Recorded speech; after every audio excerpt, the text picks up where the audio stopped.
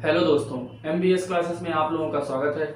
आज हम लोग ट्रायंगल यानी त्रिभुज स्टार्ट करेंगे। ठीक है दोस्तों, आज हम लोग ट्रायंगल पढ़ेंगे और ट्रायंगल को बहुत आसान तरीके से समझेंगे और एक पूरी क्लास में इसको कंप्लीट करने की कोशिश करेंगे। जितनी चीज़ें हो सकती हैं सारी चीज़ें बताऊंगा आप लोगों को, क्योंकि अभी हम ट्रायंगल के बारे में ही बात करेंगे यहाँ पर। ठीक है दोस्तों, तो हम लोग ज़्यादा देर ना करते हुए स्टार्ट करते हैं अपना वीडियो। चलते हैं, देखते हैं कैसे कैसे क्या क्या चीज़ें होती है, ट्रायंगल क्या होता है। ठीक है, तो ये मान लीजिए ये होता ट्रायंगल होता क्या चीज़ है, थोड़ी बेसिक चीज़ें जान लीजिए। ये होता है ट्रायंगल, क्लियर।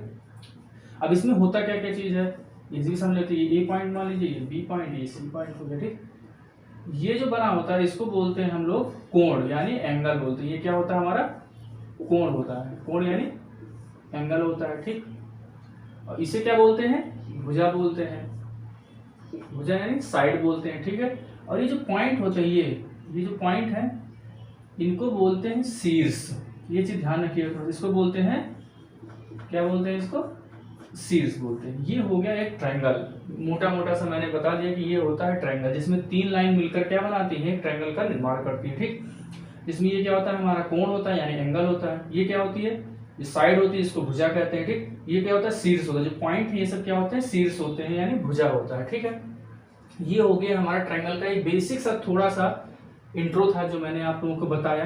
ठीक, अब कुछ चीजें और समझते हैं। ये हो गया है ट्रायंगल। ठीक है, तो इसमें कुछ चीजें और रूल लिख लेते हैं। एक दो रूल है हमारे पास, उसको समझ लेते हैं।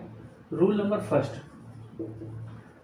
फर्स्ट, क्या कहता है कि किन्हीं दो कोणों का योग, किन्हीं दो भुजाओं का योग, यानी क्या कहा जाएगा, किन्हीं दो भुजाओं का योग। मान लीजिए ये ए है, ये बी है आपका, ये सी है।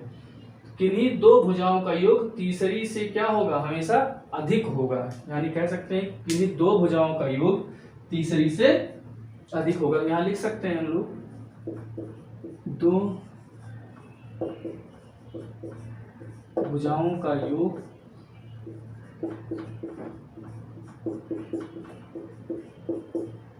तीसरी भुजा से अधिक होगी। ठीक, ये हो गया रूल फर्स्ट। रूल फर्स्ट क्या कहता है, किन्हीं दो भुजाओं का योग तीसरी से हमेशा क्या रहेगी, अधिक रहेगी। ठीक, यानी इन दोनों को जोड़ोगे तो क्या होगा, इससे तो ज्यादा ही रहेगा, क्लियर। या इन दोनों को जोड़ोगे तो इससे ज्यादा रहेगा। तो रूल वन हो गया, क्या कहता है, दो भुजाओं का योग तीसरी भुजा से क्या होगी, अधिक होगा। ठीक, और रूल नंबर सेकंड क्या कहता है, रूल नंबर सेकंड क्या कहता है हमारा, कि दो भुजाओं का अंतर, यानी अगर इन दोनों भुजाओं का डिफरेंस लिया जाए तो हमेशा इससे क्या होगा, कम होगा। यानी रूल नंबर सेकंड क्या कहता है कि दो भुजाओं का अंतर, दो भुजाओं का अंतर तीसरी से क्या होगा, तीसरी भुजा से कम होगा। ठीक है, ये समझ में आया आप लोगों को। तो रूल फर्स्ट क्या कहता है कि दो भुजाओं का योग, यानी इन दोनों को अगर ऐड किया जाए तो तीसरी भुजा से क्या होगा, अधिक होगा। और दूसरा रूल कहता है दो भुजाओं का अंतर तीसरी भुजा से कम होगा। ये दो रूल आप लोगों को एकदम याद करके रखना है, क्योंकि इसी दो रूल पे बेस्ड थोड़ा सा अभी मैं दो क्वेश्चन करा दे रहा हूँ, अभी तुरंत करा दे रहा हूँ इस पे।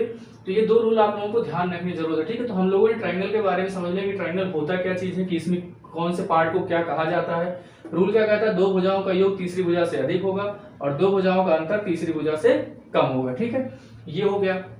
और एक चीज और समझ लेते हैं, इन तीनों कोण, किसी भी त्रिभुज के तीनों कोणों का मान कितना होता है, 180 डिग्री होता है। ठीक है, ये आप लोगों को पता ही होगा कि किसी त्रिभुज के तीनों कोणों का मान क्या होता है, 180 डिग्री होता है। ठीक, तो एक क्वेश्चन कर लेते हैं इसी पे बेस्ड, इन दोनों पे बेस्ड हम लोग ये क्वेश्चन कर ले रहे हैं। अभी कॉन्सेप्ट पूरा क्लियर हो जाएगा कैसे हम इसको समझाना चाह रहे थे, या समझ में आ जाएगा तुरंत। अभी एक क्वेश्चन के माध्यम से इसको समझ लेते हैं।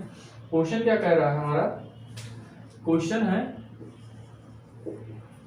क्वेश्चन दे रखा है कि एक ट्रायंगल दे रखा है। मैं पूरा क्वेश्चन लिख नहीं रहा हूँ, एक बात समझ जाइएगा आप लोग। एक ट्रायंगल दे रखा है, ये ए पॉइंट है, ये हमारा बी पॉइंट है, ये सी पॉइंट है, जिसमें कहा गया है कि एक की साइड 4 दे रखी है और एक की 10 दे रखी है, और इसकी मान लीजिए ए दे रखी है। अब इसमें हम लोगों को ऑप्शन दे रखा है, ऑप्शन क्या दे रखा है इन्होंने, ए ऑप्शन दे रखा है इन्होंने, ए लेस देन 5, ठीक। बी ऑप्शन है हमारा ए, ठीक है। सी ऑप्शन दे रखा है सी लेस देन इक्वल टू, ठीक। और नेक्स्ट ऑप्शन दे रखा है 6, ये आपके 3 ऑप्शन हो गए, ये ए हो गया, ये बी हो गया, ये सी हो गया। यहाँ पे चौथा ऑप्शन लिख रहे हैं, ये डी हो जाएगा आपको, ठीक है। डी ऑप्शन क्या कह रहा है आपका 6 less than a equal to 14, ये आपका फोर्थ ऑप्शन है, ठीक है। ये सभी आपके क्या दे रखे हैं, ऑप्शन दे रखे हैं, क्लियर। 4 ऑप्शन दे रखे हैं, ठीक है। अब इसको सॉल्व कैसे करते हैं, देखिए हमने क्या कहा, 2 भुजाओं का योग तीसरी भुजा से अधिक होगा। तो इस रूल के अकॉर्डिंग क्या हो जाएगा, 2 भुजाओं का योग अगर इन दोनों का सम किया जाए, यानी कितना हो जाएगा, रूल 1 के अकॉर्डिंग, इसके अकॉर्डिंग क्या हो जाएगा, अगर दोनों को सम किया जाए तो 14 होगा। तो 14 क्या होना चाहिए, इससे ज्यादा होना चाहिए, यानी ए से क्या होगा, ज्यादा होगा। यही तो कहा गया है, 2 भुजाओं का योग तीसरी भुजा से अधिक होगा। तो मैंने इन दोनों को सम किया और तीसरी से क्या कर दिया, ज्यादा कर दिया भैया, ठीक है। तीसरी भुजा यही तो थी, मैंने ज्यादा कर दिया। सेकंड रूल क्या कहता है हमारा, सेकंड रूल कहता है कि 2 भुजाओं का अंतर तीसरी से कम होगा। तो 2 भुजाओं का अंतर क्या हो जाएगा, 6 हो जाएगा, और तीसरी से क्या होगा, कम होगा, यानी जो ए होगा वो अब यहाँ पे ज्यादा हो जाएगा। यहाँ पे ए क्या हो रहा था, कम हो रहा था, क्योंकि हमने क्या कहा, 2 भुजाओं का योग तीसरी से अधिक होगा। तो 2 भुजाओं को जोड़ा, लेकिन इससे ज्यादा है, तो देखिए ज्यादा की तरफ साइन लगा, यानी 14 ज्यादा है, ए कम होगा। और यहाँ पे क्या कह रहा है कि 2 भुजाओं का अंतर तीसरी से कम होगा। तो 2 भुजाओं का अंतर कितना आ गया, 6 आ गया, लेकिन तीसरी से कम होगा, तो ए यानी ज्यादा होगा, 6 से ज्यादा ही होगा। तो यानी 14 और 6 के बीच में आएगा। इसका मतलब हमारा ऑप्शन कौन सा सही होगा, डी ऑप्शन हमारा यहाँ पे राइट हो जाएगा, ठीक है। तो ये इस पे बेस्ड क्वेश्चन था। तो मैंने बेसिक बताया, क्या बताया कि साइड क्या होता है, साइड इसे कहते हैं, ये होता है एंगल होता है हमारा, ठीक। और इसे बोलते हैं शीर्ष, यानी वर्टेक्स बोलते हैं, ठीक है। ये हो गया शीर्ष। रूल बता दिया कि 2 भुजाओं का योग तीसरी भुजा से अधिक होती है, ठीक, और 2 भुजाओं का अंतर तीसरी भुजा से कम होती है। ये थोड़े बेसिक से रूल थे जो आप लोगों को हमने बताया। इस पे मैंने एक क्वेश्चन भी करा दिया, ठीक। तो ये समझ में आया होगा आप लोगों को, ठीक है। तो अब चलते हैं नेक्स्ट पॉइंट की तरफ अपने।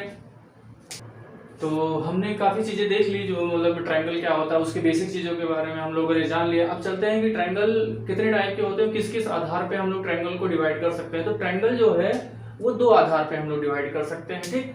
पहला है कि भुजाओं के आधार पर, यानी साइड के अकॉर्डिंग हम लोग ट्रायंगल को डिसाइड कर सकते हैं कितने टाइप्स के होते हैं, ठीक। तो पहला क्या है, भुजाओं के आधार पर, और दूसरा क्या है आपका, कोण के आधार पर। दूसरा ट्रायंगल कौन सा मिलेगा हम लोग को, कोण के आधार पर हम लोग डिसाइड, तो हो जाएगा कोण के आधार पर।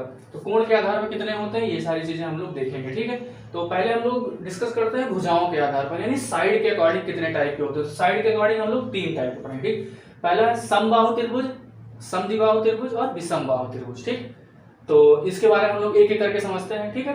तो ये हमारा होता है समबाहु त्रिभुज। पहला है हमारा समबाहु त्रिभुज। तो समबाहु त्रिभुज क्या होता है, नाम से दिख रहा है, क्या कह रहा है, समबाहु त्रिभुज। तो नाम से ही लग रहा है भैया कि समबाहु, यानी जिसकी भुजाएं क्या हो, समान हो, उसको क्या कहते हैं, समबाहु त्रिभुज कहते हैं, ठीक। तो समबाहु त्रिभुज क्या हो गया, कि जिसकी तीनों भुजाएं आपस में बराबर हो, उसको कहते हैं समबाहु त्रिभुज कहते हैं, ठीक है। उसको क्या कहते हैं, समबाहु त्रिभुज। सम मतलब होता है समान, इसको बोलते हैं इक्विलैटरल ट्रायंगल। क्या बोलते हैं इसमें, इक्विलैटरल ट्रायंगल बोलते हैं। जिसकी तीनों भुजाएं समान होती है उसको कहते हैं समबाहु त्रिभुज कहते हैं, ठीक। इसमें क्या होता है कि इसकी जो तीनों एंगल होंगे ये 60 डिग्री के होते हैं, ठीक। इतना जान लीजिए।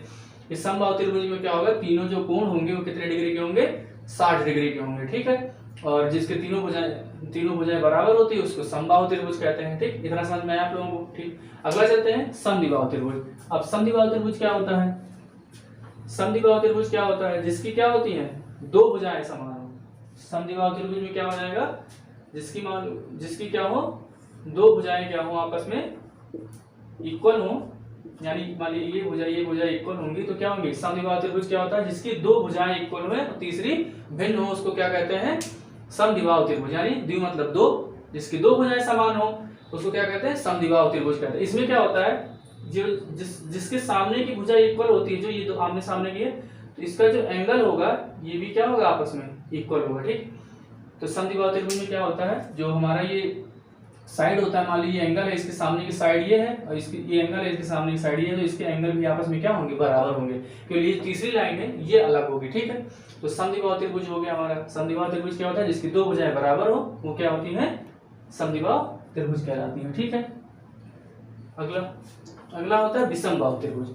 अब विषमबाहु त्रिभुज क्या होता है, विषमबाहु त्रिभुज को देख लेते हैं। विषमबाहु त्रिभुज वैसे तो जिनकी क्या होती है, तीनों साइडें क्या हो, बिल्कुल भी डिफरेंट हो, उसको कहते हैं विषमबाहु त्रिभुज कहते हैं। जिसकी तीनों भुजाएं क्या हो, अलग अलग हो, उसको कहते हैं विषमबाहु त्रिभुज कहते हैं।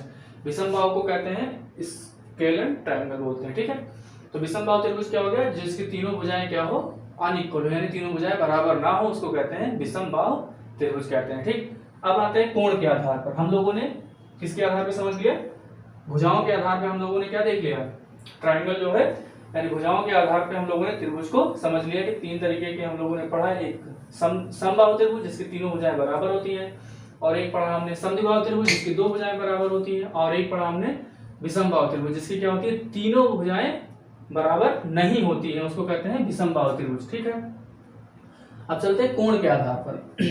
तो कोण के आधार पर पहला पढ़ेंगे न्यून कोण त्रिभुज। तब न्यून कोण त्रिभुज क्या होता है, न्यून कोण त्रिभुज ऐसे त्रिभुज को कहते हैं जिनके तीनों जो कोण होंगे, यानी तीनों जो कोण है उसके मान 90 डिग्री से कम होने चाहिए। जैसे मैं एक बना के दिखा रहा हूं आपको, मान लो ये कोई ट्रायंगल बन गया आपका, नहीं थोड़ा गड़बड़ हो गई, ये सही बनेगा एक। चलिए हम लोग मान लेते हैं ये ट्रायंगल बना दिया हमने। ठीक है, ये हो गया आपका ए, ये हो गया बी, ये हो गया सी। तो इसमें क्या दिख रहा है, ये तीनों कोण क्या है, 90 डिग्री से कम दिख रहे हैं, तो इसको बोलेंगे न्यून कोण। यानी न्यून कोण क्या होता है, जिसके किसी भी त्रिभुज के तीनों कोण जो है 90 डिग्री से क्या होने चाहिए, कम होने चाहिए, उनको कहते हैं न्यून कोण कहते हैं। क्लियर, इस समझ में आप लोगों को न्यून कोण क्या होता है। ठीक है, अगला होता है समकोण। अब समकोण क्या होता है, समकोण क्या होता है, समकोण होता है जिसका एक एंगल क्या होना चाहिए, 90 डिग्री का होना चाहिए। जिसका एक एंगल क्या होना चाहिए, 90 डिग्री का होना चाहिए, उसको कहते हैं समकोण। समकोण किसे कहते हैं, जिसका एक कोण क्या हो, 90 अंश का हो, उसको बोलते हैं समकोण। ठीक है, अधिक कोण क्या होता है, जी चीजें समझ में आई आप लोगों को। अधिक कोण क्या होता है, जिसका एक एंगल क्या होना चाहिए, 90 से, किसी भी ट्रायंगल का एक एंगल क्या होना चाहिए, 90 से अधिक होना चाहिए, उसको कहते हैं हम लोग, क्या कहते हैं हम लोग, उसको कहते हैं अधिक कोण कहते हैं। ठीक है, तो अधिक कोण क्या हो गया, जिसका एक एंगल क्या होना चाहिए, 90 डिग्री से ज्यादा हो, उसको कहते हैं अधिक कोण। यानी ऑब्ट्यूज एंगल, राइट एंगल, और न्यून कोण को क्या कहते हैं, एक्यूट एंगल। ठीक है, ये हो गए हमारे तीन कोण। ठीक, तीन कोणों के आधार पे हमने त्रिभुज के बारे में जाना। ठीक है, त्रिभुज दो आधार पे मैंने बताया आप लोगों को, एक भुजा के आधार पर, एक कोण के आधार पर। समबाहु त्रिभुज, समबाहु त्रिभुज क्या होता है, जिसकी तीनों भुजाएं क्या हो, बराबर हो। समद्विबाहु त्रिभुज, जिसकी दोनों भुजाएं, दो भुजा बराबर हो, तीसरी भुजा अलग हो। और यानी विषमबाहु त्रिभुज क्या होता है, जिसकी तीनों भुजाएं बराबर ना हो, उसको कहते हैं विषमबाहु त्रिभुज। ठीक, न्यून कोण क्या होता है, न्यून कोण क्या होता है, जिसकी कोई भी त्रिभुज हो उसके तीनों कोणों का मान क्या होना चाहिए, 90 डिग्री से कम होता है, उसको बोलते हैं न्यून कोण बोलते हैं। समकोण क्या कहते हैं, समकोण वह त्रिभुज होते हैं जिनका एक कोण क्या होना चाहिए, 90 डिग्री का होना चाहिए, उसको समकोण बोलते हैं। अधिक कोण क्या होता है, जिसका एक एंगल यानी एक कोण 90 डिग्री से अधिक होगा, उसको बोलते हैं अधिक कोण। ठीक है, ये हो गया हमारा कोण के प्रकार। ठीक, और कोणों के आधार पर हमने, यानी भुजा के आधार पर, कोणों के आधार पर हमने त्रिभुज को डिवाइड किया और उसको जान भी लिया। ठीक, चलते हैं, एक पॉइंट और बच गया है, उसको भी देखते हैं। ठीक है, एक ये पॉइंट है, थ्योरम में इसी में समझ सकते हैं, थ्योरम में समझ सकते हैं। एक पॉइंट है जो हमको समझना होगा, ट्रायंगल में ये होता है, इसमें कहा जाता है कि किसी त्रिभुज का बाह्य कोण, बाह्य कोण मतलब ये वाला एंगल, ये जो है ये क्या है, बाह्य कोण है। ठीक है, किसी त्रिभुज का बाह्य कोण उसके सामने बने दोनों, ये बाह्य कोण हो गया, इसके सामने कौन सा, एक ये और एक ये और ये, मान लो 1 नंबर और 2 नंबर कोण, 1 और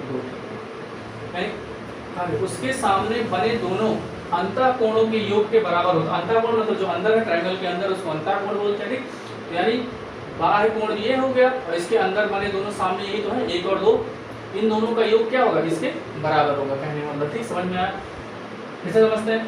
किसी त्रिभुज के बाह्य कोण, ये जो बाह्य कोण है उसके सामने बने दोनों अंतः कोणों के योग के बराबर होते हैं, यानी ये बाह्य कोण है, इन दोनों के योग के क्या होगा, ये बराबर होगा। ठीक है, अब इसको लिखते कैसे हैं, इसको एक बार समझ, इसको ऐसे मान लीजिए, कह सकते हैं कि angle a plus angle b equal to क्या हो जाएगा, एंगल सी के बराबर होता है। ठीक है, ये होती है हमारी एक प्रॉपर्टी है, समझ लीजिए। इसके आधार पर हमको बहुत से क्वेश्चन मिलेंगे, तो ये आपको समझ में आया तो मैं इस पर एक क्वेश्चन करा दे रहा हूँ। आप तुरंत अभी क्लियर हो जाएगा चीज़ें मैं क्या कहना चाह रहा हूँ, ठीक है। इसको समझ लेते हैं, एक क्वेश्चन करते हैं इसी पे तुरंत। फिगर ए रहने दे रहे हैं, इसको समझ लीजिए एक बार, ठीक है। ठीक है, और मैं यहाँ से वैल्यू ले रहा हूँ 2-3।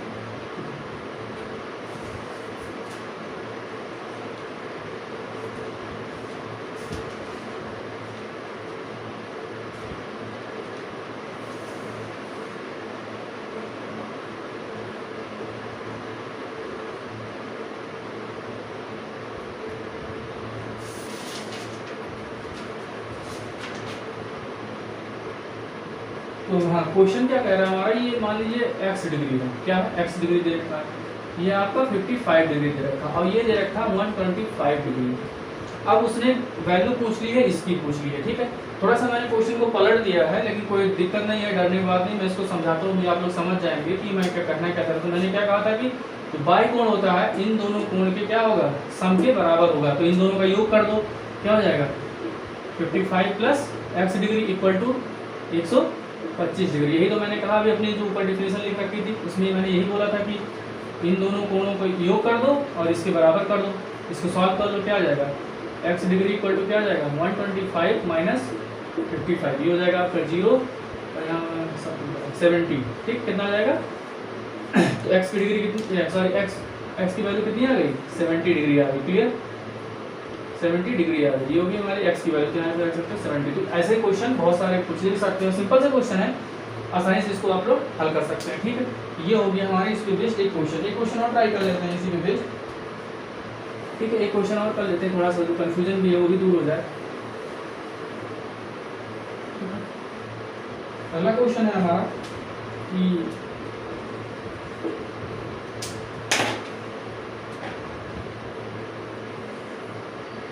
ये एक ट्रायंगल दे रखा है, ठीक है। ये दे रखा है हमारा 3x, ये दे रखा है हमारा 5x। तो A पॉइंट है, ये B पॉइंट है, ये C है, यहाँ पे मान लीजिए D, क्लियर। और ये दे रखा है 120 डिग्री। कितना दे रखा है 120 डिग्री दे रखा है। अब हमको क्या करना है, वही थ्योरम अप्लाई करना है, इन दोनों का योग इसके बराबर होगा। सॉल्व कर देंगे, क्या हो जाएगा 3x plus 5x equal to 120 degree. यहाँ x की वैल्यू निकाल के इसका एंगल फाइंड करना है, एंगल के फॉर्म में। ये तो सिर्फ रेशियो में दे रखा था, तो यहाँ सॉल्व करेंगे कितना हो जाएगा 5 3 8 हो जाएगा। 8x इक्वल टू कितना हो जाएगा 120 डिग्री हो जाएगा। x की वैल्यू क्या आ जाएगी, डिवाइड कर देंगे, 8 1 जा 8, 4 बचा, 8 5 जा, ठीक है। आगे चल, ठीक है 15 आ जाएगा। तो x की वैल्यू कितना आ गया 15 आ गया, ठीक है। तो यहाँ पे वैल्यू पुट कर देंगे तो क्या आ जाएगा 3 इंटू 15 इक्वल टू कितना आ जाएगा 45 डिग्री। ये हो गया। इसको देख लेंगे क्या हो जाएगा 5 इंटू 15 यानी 75 डिग्री इसकी वैल्यू आ गई, क्लियर। ये हो गया हमारा क्वेश्चन। इस तरीके से क्वेश्चन पूछे जाएंगे आप लोगों के एग्जाम में, और कुछ क्वेश्चन आप लोग भी प्रैक्टिस करिएगा। और एंगल में हमने जितना चीज़ें बताई है उसको हम लोग कल नेक्स्ट वीडियो में क्या करेंगे, उस पर क्वेश्चन हम लोग डिस्कस करेंगे, ठीक। तो ये हमने केवल बेसिक चीज़ें बताई हैं कि क्या क्या प्रॉपर्टीज़ होती हैं भुजा के आधार पर उसकी, और कोण के आधार पर उसकी क्या क्या गुण हैं। तो सारी चीज़ें हमने देख ली है।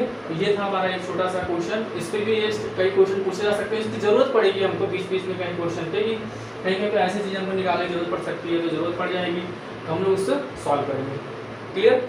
इतना आप लोगों को समझ में आया दोस्तों, ठीक है। अगर आप लोगों को वीडियो समझ में आया या अच्छा लगे तो आप लोग अपने दोस्तों में ज़्यादा से ज़्यादा शेयर करें, और लाइक शेयर सब्सक्राइब करना ना भूलें। Thank you.